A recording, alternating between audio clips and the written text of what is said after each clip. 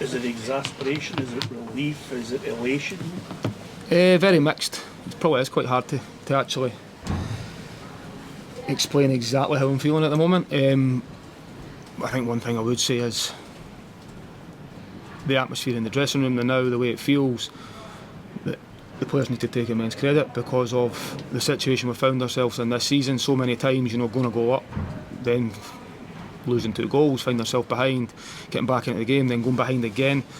So one thing that I've just mentioned and reiterated to players there is their attitude and their character was tested again immensely tonight, and they found an answer right at the very end. So from that point of view, there's a lot of positives to take from it. Then when I start to strip it back and think about the game in the whole and how it went, I think it's a game we deserve to win. We should have won if we took chances, and we've obviously shot ourselves in the foot a couple of times as well, and sort of in moments within the game. But it's a point, and I think you can feel that sort of energy at the end at the stadium, that we need to build on that, because when you find yourselves in the position we are, it's a point towards where we need to get to. So we need to quickly dust ourselves down, recover, and look forward to Motherwell at the weekend, which will be another tough game. What was going through your mind?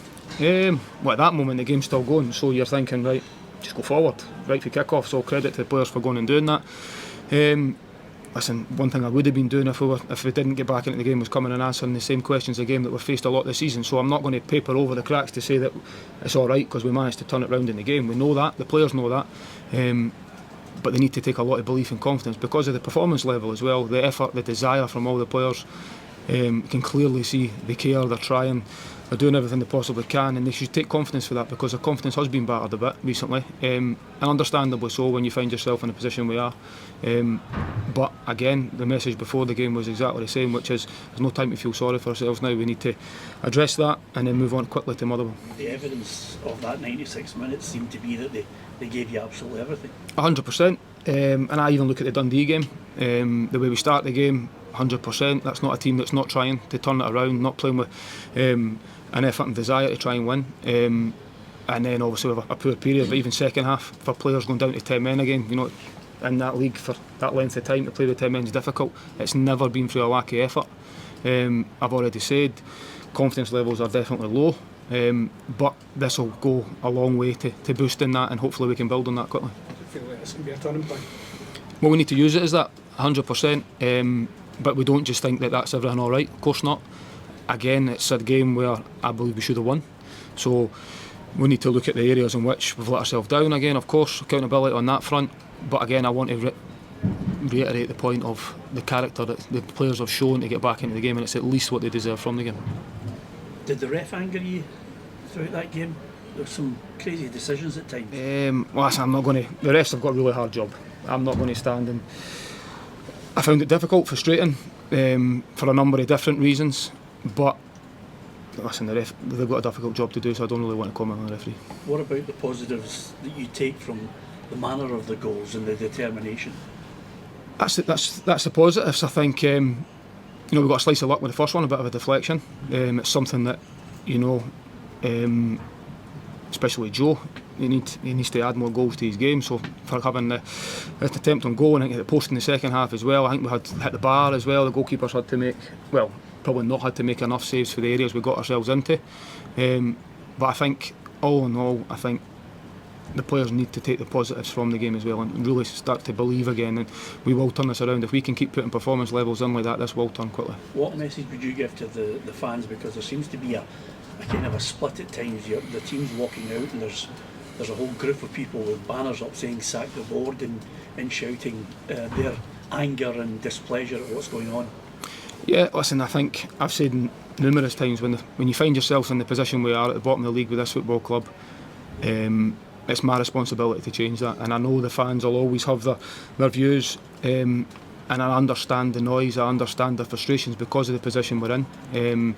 One thing I would say is they were 100% behind the team tonight. You've seen that right to the very end, and they were a massive factor in getting over the line. I think you felt that, and the energy at the end of the stadium, everyone needs to remember that going home tonight to realise how positive the impact that can have, and we need to stick together, because during difficult times that's what's important, that everyone does everything they can to be the best they can and work as close as they can and hard as they can to make it to turn it round.